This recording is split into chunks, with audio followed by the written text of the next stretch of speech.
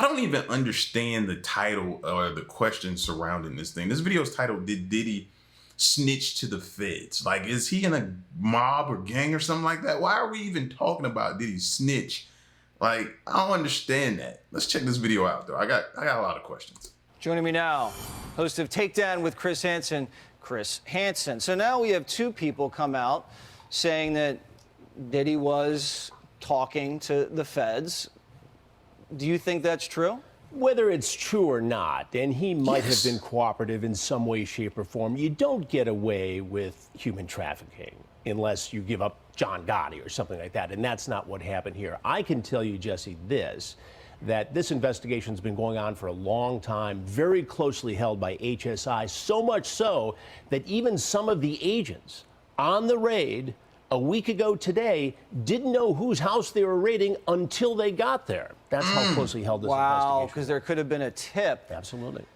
And there are allegations that he was paying law enforcement through his chief of security, which also happened to be Michael Jackson's chief of security. I don't know if I buy into that. You know, people in Diddy's situation like to have those involved in law enforcement close to them. But that doesn't mean they're taking payoffs. That doesn't mean they're doing big favors. They like that closeness. It's just like how Diddy was able to court Diageo or Estee Lauder. He was very successful in doing that, and that made him a lot of money and gave him credibility outside the hip-hop rap world. And that's what he was trying to do here, a lot like what Epstein did with very powerful political and business. It's the first time I heard this. First time I heard them compare him to Epstein. This is when you know this is getting bad. It's as if the raid wasn't tell enough that this thing is bad. This thing is pretty bad for him. You know, I'm interested to see how this thing is going to play out. I did not see this coming. This is all still a shock to me, especially with Homeland Security being involved. That gave validity to this case to me. A lot of things is telling, him selling Revolt, different things that's happened thus far.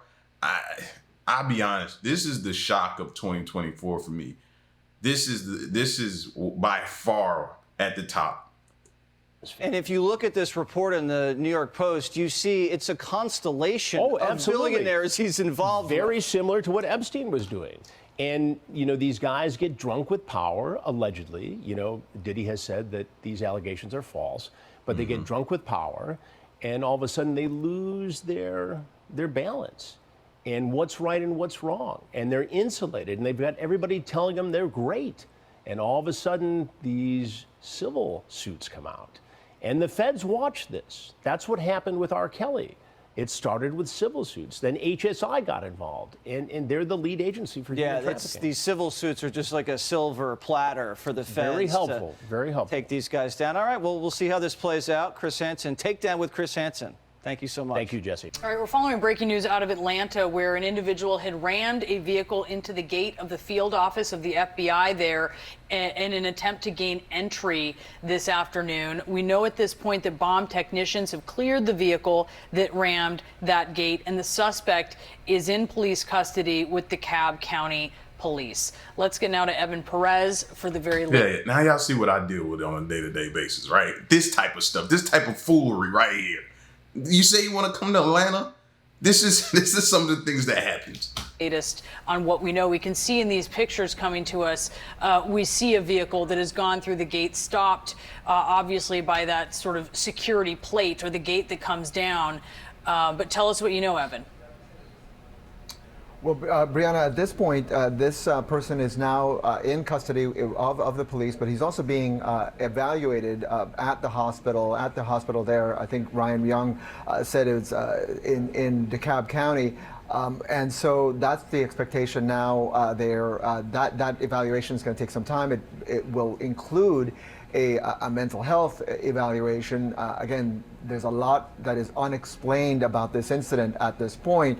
This person drove up to that what is an employee entrance for that complex where the FBI building is, or where the FBI field office is located, and tried to gain entry. They came out of the vehicle and tried to walk in to the complex. They were stopped by the FBI security people who helped screen visitors to that complex. And so that's where this ended. At this point, again, from what we know, the person didn't make any statements, any threats. There was no expectation of a heightened threat at this FBI building, so it was certainly something of a surprise. And so so all of this, you mean to tell me, is just totally random? Happen next is, obviously he's being evaluated not only for any potential injuries, but also for potential mental health issues, because this is so unexplained at this point. As Ryan Young pointed out, there were no weapons found immediately, and the vehicle has been cleared. There's no bombs. So those are the first and immediate concerns when you have something like this. Those are the first and immediate concerns that the security folks, the FBI, tries to make sure is made clear. And so now the work continues to try to figure out what happened here, what prompted this person to go to this entrance and ram that vehicle into that barrier, the entry to the FBI field office just outside of Atlanta. Boris and Brianna. Evan, please stand by. We want to bring in Josh Campbell. He's a CNN security correspondent, also a former FBI supervisory special agent. Josh, first, talk to us about the security measures that are in place around these kinds of buildings and obviously the protocol that goes into place when something like this happens. It worked in this case, apparently, as it was designed to. Yeah, this is an effective security system, as you can see from the front of that Buick SUV there, smashed into what's called the final denial barrier. There are layered security approaches to these federal buildings. You obviously have the iron gates and then that system that's in place there to prevent what this person allegedly attempted to do, and that is to make entry into that building. What we've seen over the last couple years, we've talked about these threats that have manifested against FBI employees. We know that the FBI stood up its own individual cell, a unit, just to track threats against FBI personnel. So it's something that they certainly have been taking seriously. We know in August of 2022, there was an individual who attempted to breach the FBI field office there in Ohio. That then led to a standoff. That person was eventually killed. And so we know that the FBI Security Division, which is based at FBI headquarters but has personnel staged across the country, have been focused very heavily on security. We've also seen over the last couple of decades a move to get FBI field offices out of downtown areas and in more to a standalone type facility. Yes. And security obviously is paramount there. I never understood why they're like in plain sight like that. Like so accessible. They shouldn't be accessible like that. You should have to like drive out in the country somewhere to get to them. And by then they know you're coming way before you get there. So they're well prepared. Like, I don't like them being seated like right in the middle of everything. You shouldn't be that accessible. You want to have what's called standoff, where you're not on a busy roadway, where you can put these security processes that are in place. You go back to 1995, the Alpha P Murrah Federal Building bombing in Oklahoma City. That was really a wake-up call for the federal government about how to protect these facilities. And at certain field offices, to include there at FBI Atlanta, you have security personnel that work around the clock. But you can't also overlook the fact that we're talking about a building that houses federal agents, and so they obviously would respond very quickly. We see some of the FBI SWAT vehicles that were pulled up along the scene there to just to ensure that this person didn't make further entry. We know that that person obviously now in custody. And then we move to the investigation to determine who this individual was. It appears from our affiliate coverage, it looks like that Buick has South Carolina plates. So unclear if this vehicle belonged to the individual, whether this was a rental car. And so there's that investigative process that's now in place to fully identify this person and then try to get to that motive. Was this some type of mental health episode? Was this someone who was specifically targeting personnel at that FBI facility? We don't yet know. We're obviously waiting for authorities to provide that type of information. But clearly, they still don't need to let their guard down, though.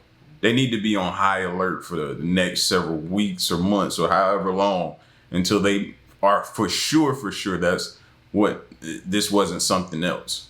Like, you know how people plot things out, man, and they get you going and then you let your guard down and that's when they get you. So they should be on high alert. clearly a very serious incident that has happened here, and it's something, I talk to FBI employees all the time, specifically over the last couple years, really concerned about their own security. I talked to one agent who talked about, taking further precautions, even driving to work, doing a couple extra laps around the building just to put eyes on, to make sure that there aren't suspicious people that are in and around these buildings. So for people who work at this federal law enforcement agency, it's certainly a very sensitive time. Again, we don't know the motive, what happened right here yet, but just looking at those images, you can just see how this could have been very, very dangerous if there were any personnel that were in and around that building, guys. Yeah, there's always questions, and we don't know the answers in this particular case, Josh.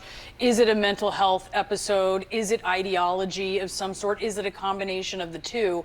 But when these things happen, we have those questions because of what you mentioned with Cincinnati, and just because of how much the FBI has become politicized, both, in the wake of the Mar-a-Lago search, in the wake of the Hillary Clinton email server investigation.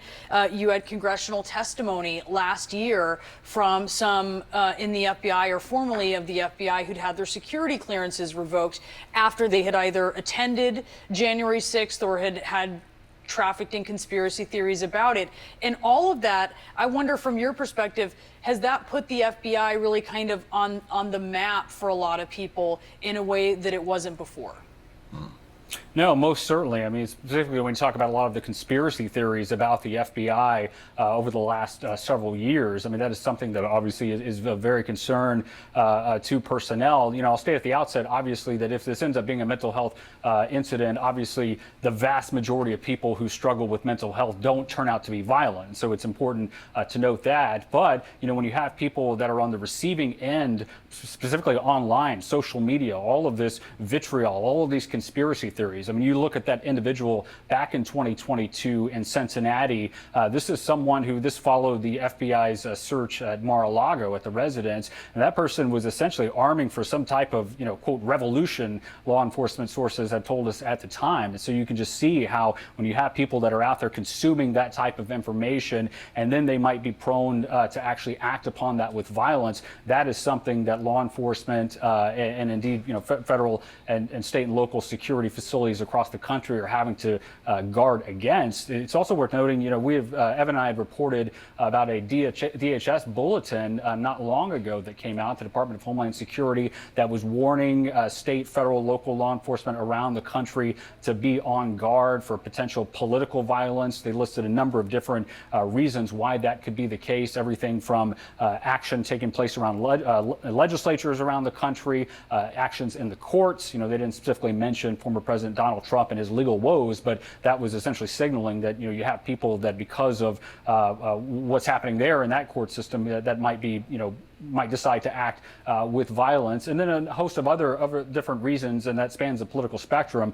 People who might be prone to act with violence, and so if you're a law enforcement agency, that is something that you're having to guard against. I'll state again, because I know people on social media who try to connect dots here. We don't know that this has anything to do with any type of political incident. We don't know yet that this was a mental health episode. Quite frankly, for FBI personnel on the scene, that's the second factor for them. The first is to obviously render safe that vehicle, which we know has happened, to bring in the bomb technicians to make sure that aren't any type of explosives or weapons. But the investigation itself is going to be very important. One thing that I will question, and obviously we have a lot of questions, is as authorities go back and look at the CCTV footage that blankets these FBI facilities, they'll be looking for, was this someone who had come to this location before? Were they trying to surveil, do some type of reconnaissance? It's interesting to me that first level barrier that you see, that iron fencing there, appears to be open. The person didn't crash into that. The person crashed into that final denial barrier, which recedes into the ground. And so was this someone who was waiting as an employee was entering to then try to piggyback and come in behind that individual? Or was this a gate that was just left open, which would obviously raise security issues? So a lot of questions that go into why this person was there, what the person was doing in the moments leading up to that. And then this day and age, so many people are on social media. So once they fully identify this person, they'll want to try to determine whether there was any indication that this was about to happen. Again, to get to that motive, why the person decided that they wanted to do this. Final point I'll make is that the FBI, unlike other facilities such as the Department of Defense, such as the Central Intelligence Agency, they have to walk a fine line between being a secure facility, but also a facility where members of the public can come in. When I was an FBI agent, all FBI agents have to sit what's called the duty agent. That happens a number of times a year, depending on the size of the field office, and that is people that come in that want to report some type of crime or that they've been a victim. And so while there is security, there also has to be some type of welcoming approach, but that's something that they're always trying to calibrate, how to ensure that bad actors don't make their way in.